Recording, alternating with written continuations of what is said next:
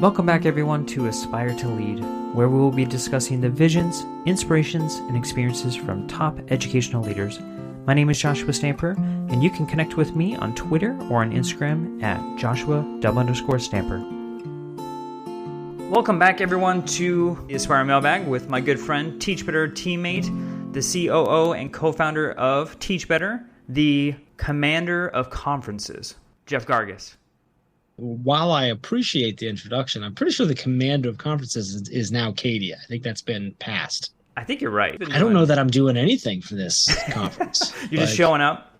I think I'm planning to show up as long as they give me the right address. I should be good. Whatever. I think you were at the venue earlier today. I was at the venue today. Yes. Excited about that. What episode what is this, 20-something? I think it's 26, but wow, I always 26. get it wrong. You're much better at it than I. I know it's been a while for both of us. Every time we do it, I think it's like our fourth time. And then you're like, 20. We've done a lot of these. All right. I guess it's been 2 years. It has been 2 years? Yeah. And our first episode is one of the most listened to. I think it's at least in the top 20 of all. When was that? Was that early? That was early 2020, wasn't it? That was pre-pandemic. It was pre-pandemic. It was not too long after the first Teach Better conference. Yeah, that's where it kind of started and stuff. Wow, that's cool. We've kind of got a big event coming up. Yes, kind of. Yeah, big event coming up October 14th, 15th. And if you're a podcaster listening right now, just the thought, if you come to the conference, there's a chance that then you get to do a show with me afterwards, and never get rid of me. So careful, Super excited for the conference. I was there. I was at the venue earlier, just checking out sound and some final little logistic things and we're getting close, man.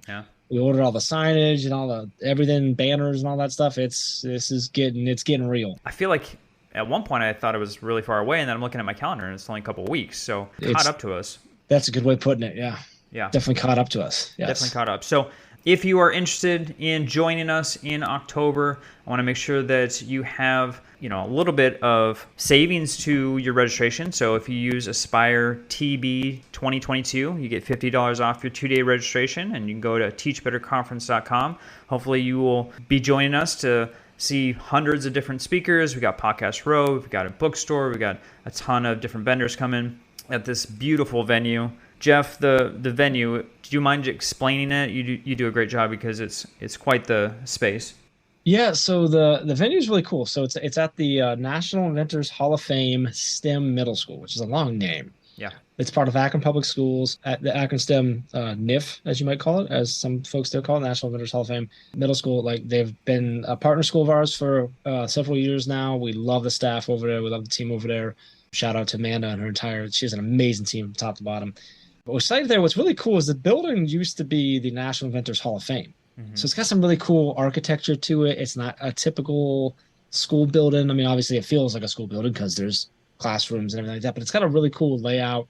And, you got the exhibit hall down the bottom where we're going to have, at bottom floor, we're going to have the sponsors and the bookstore and all the keynotes and the big sessions like that. And then you've got part of the ceiling of that room. It's hard to explain, right? About a quarter of that ceiling is open, and you got these terraces that are balconies that look down on it. And it's super cool. I mentioned we're putting in a lot of signage because there's a lot of places you can go. So we're trying to make sure we have enough signage so no one gets lost.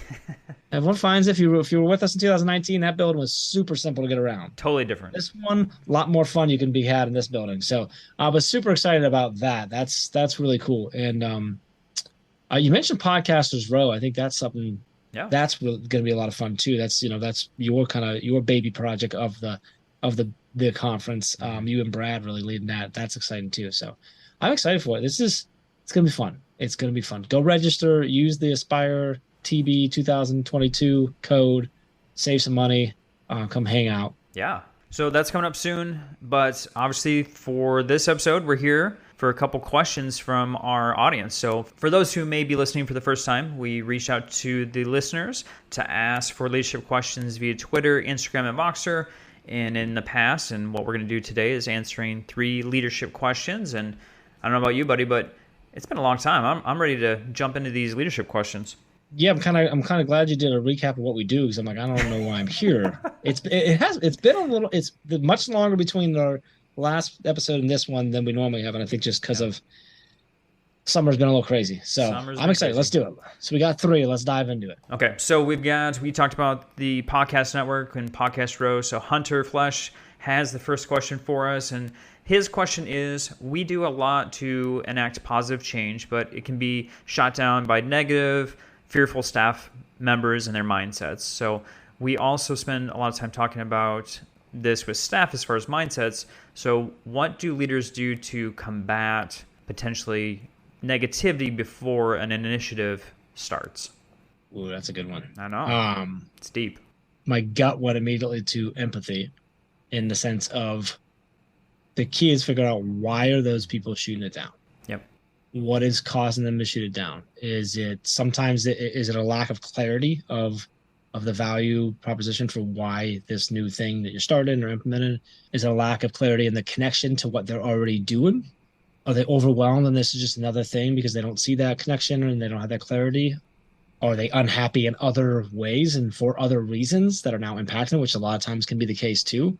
And as a leader, you tend to figure out the people that are going to potentially push back and the people that are potentially going to be negative. I think where too many leaders stop short is they go, okay, well, I know I've got to deal with that person because they're going to push back. They're going to be negative. And a lot of times we go, because that's how they are.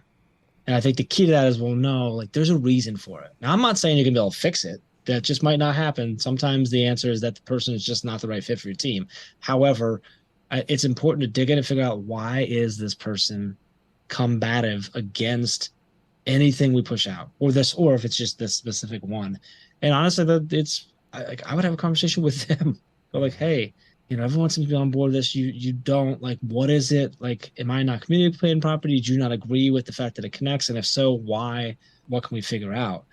And I think that's really important to do. So my gut reaction was, go figure out what it is and why it is that they are pushing back and being negative. Yeah, I agree. I think, in that conversation, and I've had to do this before myself, we were a brand new administrative staff and a teacher was not getting in line with the initiatives that we're trying to implement. And so we brought her in and tried to figure out what's going on. And she was very candid and said, guess what? You are the 5th administrative staff that I've worked with since being in this building.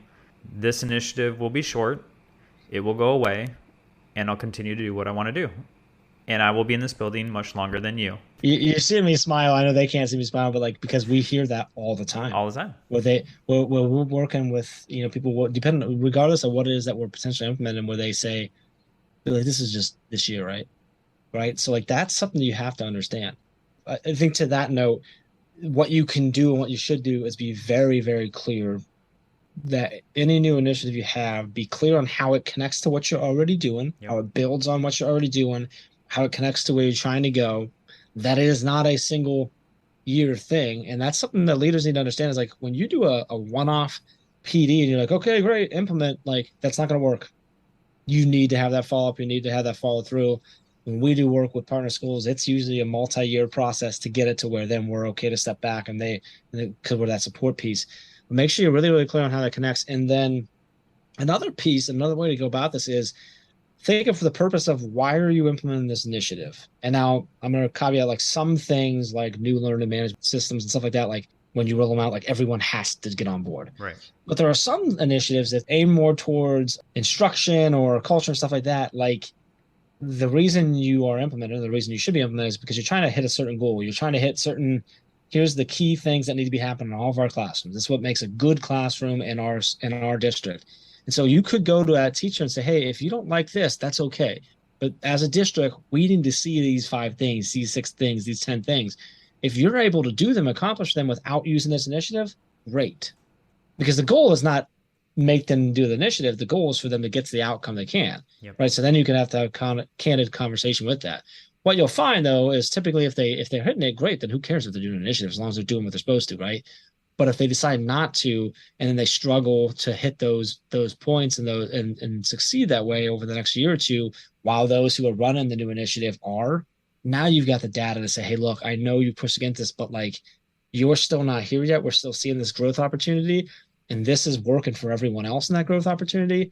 Now I'm kind of telling you, like, now you got to get past this, and hopefully if you've hired the right people and gotten in there, like hopefully they'll see that too, and they'll at least be more willing to go there. But I think a lot of those, depending on what it is that you're rolling out, clarity, communication, and then making sure that like what's the reason and for making them do it, I think is something to look at as well.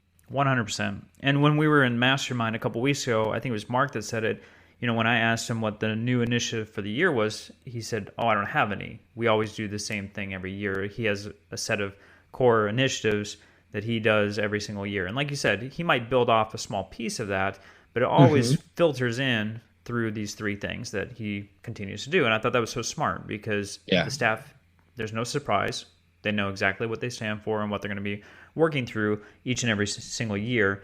I'm going to kind of go to the next question because it actually connects to what Hunter asked, and this is from Hedrick Nichols. She saw his question, she added to it. So she said, how can each new leader build on what is already in place rather than implementing sweeping changes that toss the baby with the bathwater? So it's a little metaphor for you, because that does happen, and that's similar to what that teacher shared with me, right? If a new staff comes in or a new administrative staff comes in, it's completely changing over and going potentially a new direction. So what are some things that can be done so that it's not just a restart every single time?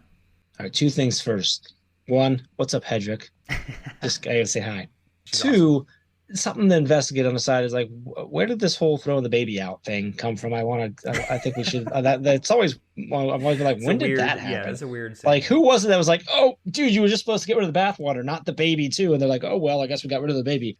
Anyway, just saying. Just saying. Anyway, I think this does go right in, and I think you were just touching on it with what Mark does is like you can bring new things to your staff. You can bring training, PD, new tools, new everything like that, and Mark does while not bringing new initiatives. Right. So like every year doesn't necessarily have to have and shouldn't be a new initiative because a good initiative is going to take multiple years. Yep. Maybe that's 2 years, maybe that's 5 years, whatever. A good initiative and an initiative that is worthwhile is going to take multiple years to fully get in place, and then it should always be a thing. Mm-hmm. So like what Mark does is like they have their focus. Now they might add a new focus because they discovered like, oh, you know what? We need to add this second piece, but that doesn't mean we're not doing these other things. That doesn't mean we're not still focusing on this, right? We need to continue to focus on the initiatives. We might bring in a new group to talk to us, a new book study or whatever you're going to do. But those are just tools to help us continue to get to the same initiative because now it's not, oh, so this year. So then I'm not even going to bother with it. Right. So I think that's really important. And that goes back to that clarity and that connection of why are we bringing this in? Like, why are we actually doing this? And is it building on things? Because, last year we're like, yeah, it's SEL. We're going to be focused on SEL. And then this year there's no focus on SEL. It's like, well, that was a terrible SEL initiative. Right. And two, like, why did we focus on it at all then? Yeah. Like, because you're never done with that. Now you might get to where like, hey, we're doing good. So we're just going to we need to feed our SEL initiative a little bit less this year because our culture is awesome. Our students are getting what they need. They're being met emotionally. Our teachers are really good at this. So let's make sure we just foster that still. But we need to bring up this part of our initiatives now. And so we're focusing on that.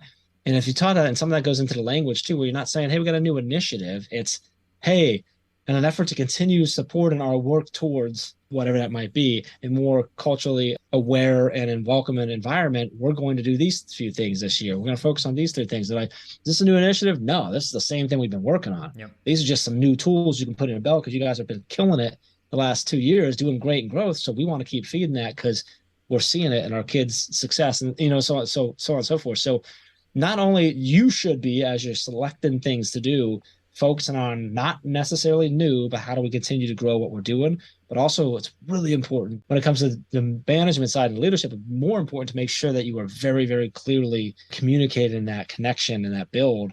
Was it shouldn't be a new initiative every year. It should be continuously building on the goals and the focuses that your staff and your school has. Yeah. And so what Hedrick is saying too with, a transition between leadership, I think most districts and everything that I've experienced is actually a lot of things that fall into the wayside. There's not a conversation. There's not meetings of, okay, this is what happened prior to you coming into this position. Let's continue this moving forward. Mm-hmm. It is maybe a folder in the desk. Maybe it's a short conversation, a transition of master schedule, but for the most part, there isn't a whole lot of conversations between the old leader and the new leader coming in to kind of help bridge that transition. And I think that's where a lot of things fall to the wayside because they didn't even know it was occurring. I think that's going to happen. Obviously, more likely in the scenario where the previous leader was either asked to leave or left on less friendly terms. Where you do Right. have the leaders that are stepping away because they just have an opportunity they can't pass up. Those leaders are typically going to try and their best to communicate, and then it's really up to the new leader coming in, if you're that new leader, to go get that info. Mm-hmm. But if the previous person leaves and you don't have any communication, you still have a massive wealth of resources. That's For the sure. staff. Yep. And so I preface this. I've never led a school building. I've never had to do that, but I have taken over management of a lot of businesses and restaurants, and it's very similar. Yep. And one of the first things I always did was talk to the staff and go, what do you love? What do you hate? Where's the improvement go? Not here's what I see and what I think needs to change. And then as they gave me feedback, and this could be 3, 6, 10, 12 months into it. Yeah. Now you're going, okay, I'm going, okay, let me put some ideas aside. Let me have more conversations. And then I'm saying, hey, I've been here for a while. I'm now part of the team. I'm now in this. We feel good. We're building trust.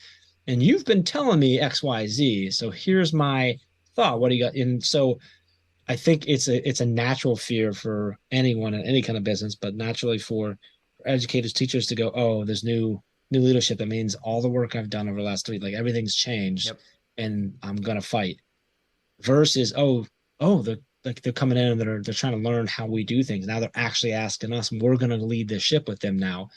That doesn't mean you don't bring some of the awesomeness that you've learned to the other places, but you need to wait to bring it in at the right time and connect it to what the struggle is. Now, all that said, I understand that sometimes the board is going to say, we want you to come in and completely change anything. For sure. You gotta play within the box that you're given. But if at all possible, talk with the staff that's been there, figure out what they loved or didn't love about the way things have been going, not bashing the other leader or anything like that, but like, what do they love? What do they don't love? What would they change? Yep. So you can learn, get into the community first, get into that, become part of the culture and part of the family at your school first, then work with your staff to figure out what are the changes we can make. Love it.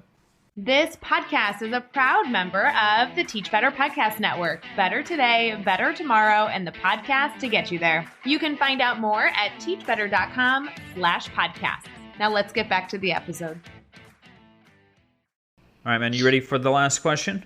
Let's do it. All right, this one's on a totally different note. I love it. This is actually from Craig Ford. He's new in our admin mastermind every Tuesday morning. And his question is, what was the most helpful piece of advice you received from a principal, a mentor, or another leader? Okay, well, first off, teachbetter.com/mastermind. It's a free mastermind that Josh leads with the amazing Dr. Brian Zwimke. And it is free. You just sign up, you get a Zoom link, come every Tuesday, and it's great conversations. It's been awesome having Craig there. Sorry. So what is the best advice? Well, I'm going to you. I'm looking at you first. Oh, goodness. I'll talk about my mentor. So Sandra Pegram, she was my assistant principal and principal in different roles.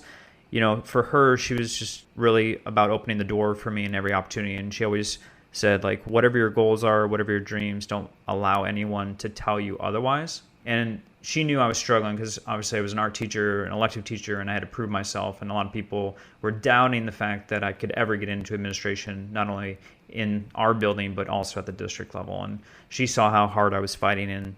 And that piece of advice always resonated with me of, don't let anyone tell you who you are or what you're going to be about or what you're going to do in your life. So I took that to heart and really fought to not only make a difference on my campus, but then show that I had the skills to be an administrator someday. I love that. Best piece of advice that I've ever gotten.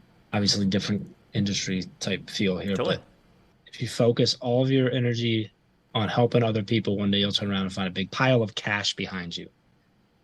And I've told this story many times. And when at that time I was young and in sales, and he was talking about cash, but what he actually meant was not cash. It was success. It was fulfillment. It was purpose. And that is something that took me a while to understand and grasp because I was young at the time. But as I've continued to embrace that more and more of, if you focus all your energy on helping others, you'll turn around and you'll find a big pile of purpose, of happiness, of fulfillment. And I think that's been a continued, regardless of what I've been doing with my life. So. Yeah. All right. One last question. What is up with the Teach Better team? Well, we've talked about the conference, so teachbetterconference.com for that. Register as soon as you can. If you need to get permission from anyone or request subs or anything like that, there is a downloadable template that you can get on there that is a letter to your admin if needed. If you're an admin listening and you've got people you want to send or a team you want to send, reach out to us because we are doling out a lot of discounts and staff discounts if you bring in bulk discounts, things like that as well. But you can also use, what is it? It's Aspire TB 2022. So Aspire TB 2022.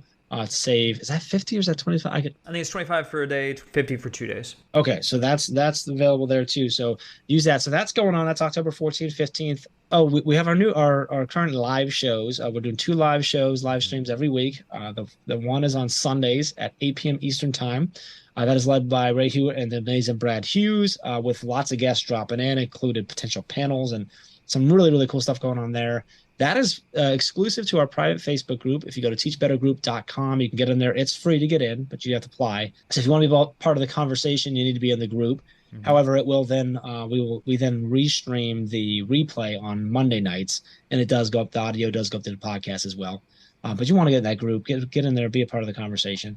And then on Wednesday mornings at 7 a.m. Eastern time, Ray and I have our Wednesday morning wake up, which has been a blast. We're about 3 weeks in now. Yep, 3 weeks. And we're everywhere on there. That live streams on the Facebook, Twitter, YouTube, Twitch, LinkedIn, and of course goes up to the podcast as well. What else we have going on? That's it. I think we had a great course out right now that was put out last month from Livia. Yeah, Livia. All about building relationships. We've got a great one coming up here on the 21st coming out. The one coming out on 21st is going to be another free course, so that's exciting too. So teachbetteracademy.com for all that. I think that's it, man. Yeah, that's a lot. That's it. I think it's enough. We got a lot going on into the fall and yes. preparing everyone for the new school year. So, yeah, obviously the conference is taking up a lot of our time as it's getting closer. And, yeah, make sure that you sign up because there's not many spaces left. So you need to make sure that you jump on that quickly and get everything figured out. I know hotels are filling up fast, too. So hotels are booking up real fast, yeah. Like Jeff said, if you're an administrator looking to send multiple people, reach out too so you can get that discount. I just had a administrator from Delaware actually reach out to me. So let's get Delaware in the house. Let's go. We're getting all these different states, and we got some folks from Canada come down. We're going international this time. Can't wait to see you in person again and see so many wonderful and fantastic educators. Gargas, it's always a pleasure. Thank you for being on the Aspire Mailbag. Appreciate you, brother.